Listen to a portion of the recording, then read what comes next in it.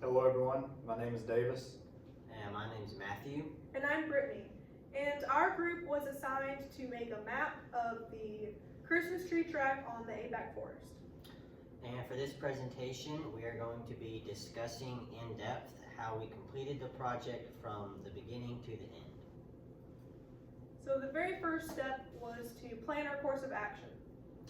So before we did anything, we met with our stakeholder, Dan Alazin, because we had a few questions that we needed to ask him about the project to clear a few things up. After we met with Dan, we scouted the area using the previous map and some satellite imagery. We made sure my car was gassed up and ready to go. And we also acquired our GPSs that we were going to use and made sure we had any extra batteries just to prevent any hiccups before they happened. So as you can see here was the previous map that we used. This is what we had to start with. This kind of gave us a vague idea of what we were getting ourselves into out there. But as you can see, it's a pretty old map and it needed to be updated. So as with the physical mapping, we used my car to traverse the different roads and trails, predominantly the trails that would be used by the van and the side-by-side or the ATV. To do this, I just drove around the different tracks, the different trails. I navigated through what just seemed like an established road, while Brittany and Matthew sat in the back and took the different waypoints on the GPS. Right, so as Davis was saying, Matthew and I's job in this portion was to basically make sure that all of the waypoints are being taken. So every 5 or 10 seconds or so, when we felt like it was necessary, we would mark a waypoint on our handheld GPS, which was just a few clicks. And that was a quite easy portion of the project. And we would be sure to mark the individual points if there was a specific spot on the map that we needed to be marked. So if we got to a dead end, we would name the point dead end. So when we got back the next day or something, we would know that it was a dead end and not somewhere we would just stopped and called it a day. Or we would mark a point like where a fork was in the road, just in case we got a little bit confused on where we were. Thankfully, we didn't have too many hiccups when it came to our project. The biggest issue we ran into were fallen trees laying across the path. So in this instance here, as you can tell by the picture, it's a pretty impassable wall of brush, but when we actually got out and scouted out in front of it, we realized that the trail actually continued on past this. So we decided to go ahead and clear the trail just to go ahead and make this road accessible for people, which meant we actually had to get out and cut the tree up and then pull it out of the way using the winch on my vehicle. And once we did, we actually ended up clearing out a wide enough path for the van to make it through, which was very good because then it turned basically an inaccessible road into a van accessible road. We also had a few similar complications, just on a smaller scale. So there were a few instances where we would come up on a smaller tree that was in the way that we needed to move out of the way, but it wasn't quite as big as this one. So we didn't really have to use the winch to pull it out or cut it up into some pieces to move it out of the way. So we just kind of dragged it out of the way. And some other problems that we ran into were when we would be on a trail and it would come to a dead end. So we would just have to backtrack and mark in our GPSs, like I told you before, which trails came to a dead end and which ones kept going like in a loop or something. That was a big help when we went back into GIS, and we weren't quite done yet, but we wanted to go ahead and get a few points imported into our file. We were able to say, okay, this trailer right here is marked as a dead end. We know that we finished it. We don't have to go back there the next day. So when we did go back, we could say, okay, this is the area that we haven't quite completed. We need to go back there and check over it to make sure we got everything. And everything that was labeled with dead end, we understood that was complete. As for trails that were too narrow to fit with the van or even my car, we would go out and walk them on foot. We used a similar process to when we were in my car. We just walked along and took GPS points as we walked. Thankfully, we didn't really have too many complications with this, other than, like Matthew said, just trails that have a dead end, not lead to anywhere. We did get caught out in the rain one time. Sadly, I don't have any pictures of that. And we did have the sun go down on us one time, so we had to make it back to the truck using flashlights. But thankfully, the actual mapping of the different trails wasn't too complicated. So a little story time for you guys. The photo on the left here is a beautiful bag of muscadine grapes. We were driving down one of the trails, and next thing you know, Davis was like, "Oh my goodness, we have to stop and take a snack break." And he put it in park, and we all got out, and we took about, 20 minutes maybe, and we just picked a whole entire bag of muscadine grapes, and that was a great snack to fuel us on our work day. And then on the right here is a picture of a deer shed that we found on the northern end of the tract. We were just hiking along, mapping out one of the northern portions of the roads. I just happened to see it laying on the ground. And I mean, as you can see, it's a pretty nice deer shed, and I've never found one before, so I had to have it. And another story, we unfortunately don't have a picture of it, but Davis was driving his 4Runner, and we were just doing what we normally are doing, just marking points on the GPSs.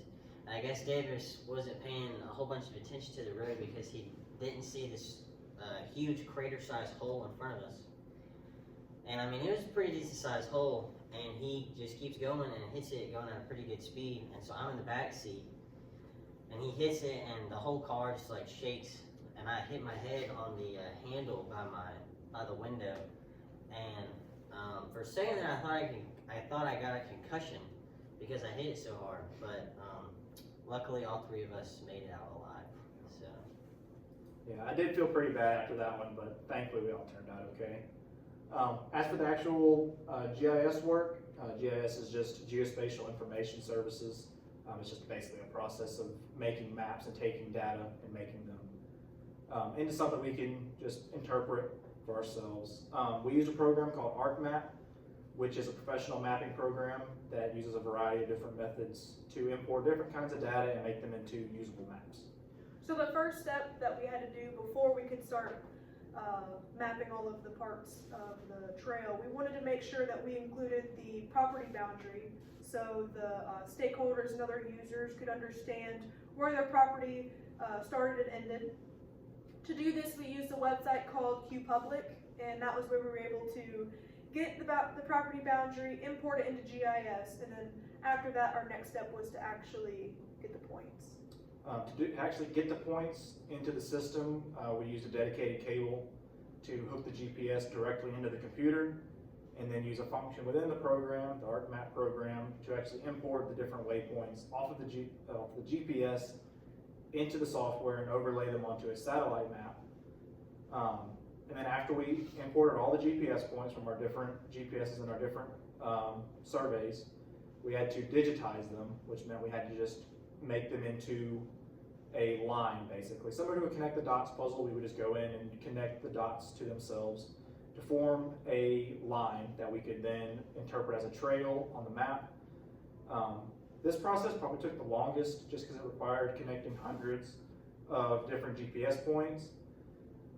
We ended up color coding them based on the accessibility of them, and it basically just meant that we could distinguish between the different trails from above.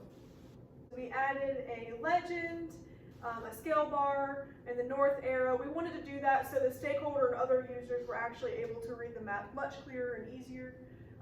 This is when we were able to pick out the colors of the trails to make sure you could tell them apart very easily. So as you can see here, here's a rough idea of what we mapped out. The completed project will be submitted digitally, which will make it a little bit easier to read, but a bit higher definition. But as you can see here, we use different contrasting colors to delineate the different accessibilities of the roads. As you can see in red is the van trails. Those trails are generally the most easy to access. They're the widest. They don't usually have very many hazards, and they're typically very easy to get out of. As you can see here, they mostly loop around, which would allow you to instead of having to back up or 3-point turn your way out, you could just drive around the loop to work your way back out. And so you see here the orange trails represent the ATV trails, and the ATV trails are basically just the van trails, but they are a little bit smaller, and there may be some bigger holes like that crater one we talked about earlier, or some like bigger rocks, something that a van couldn't get through very easily. And so you see here there's a little bunch of ATV trails up there because that is a second entrance to the tract. So this is the main entrance, and there's a gate right there that you can just open pretty easily for the vans. But then up here there was a fence in front of the entrance that we couldn't open, so we had to like drive over this huge ditch to get into there, and it was a little bit of a feat, but we got it. But we wanted to be sure and include those because the trails were pretty obvious, and there was actually, we saw some corn put out there by the wildlife measurements class, so it seemed pretty important. And just a little point of reference of where we are. This is Willstill Road, and then that's Adams Road. So it's on the Willstill exit, which is the one with the big Confederate flag. And lastly, we have our green lines over here, and that is going to show our walking trails. It's a very narrow trail that you definitely would not be able to fit any vehicle through. So they're perfect for walking, but they're very narrow. As you can see here, here's the 2 different maps that we got. Over there on the left is the initial map that we were given, and on the right is our completed map. As you can see, they're fairly similar, but there are a few critical differences. As you can see, this section here no longer loops around. We found that had been blocked by impassable brush. There's no longer a road in this southern portion here, and there's a few more established trails up in that northern area, as well as there being more footpaths and no longer an accessible road over there to the northeast. But other than that, you can see it's fairly similar. We did have a bit of an offshoot road down in this area here, but otherwise you can see it stayed relatively similar throughout. So in summary, our project allows people to navigate the tract. Just gives them a decent map so classes can now go out there, and we have a good idea of what vehicles can access different areas. It also increases the safety. It'll help classes understand, okay, maybe we shouldn't go on this part of the land because we might get stuck. It can really help professors and students understand, like, okay, this is where I can physically go with my vehicle, and this is where I really should stay away from. So in reality, it does help with safety and also for situations where if someone gets lost, they have a map. So this concludes our presentation. So thank you very much for watching and listening, and maybe one day you'll be able to use the map that we created. Thanks for watching. Thank you.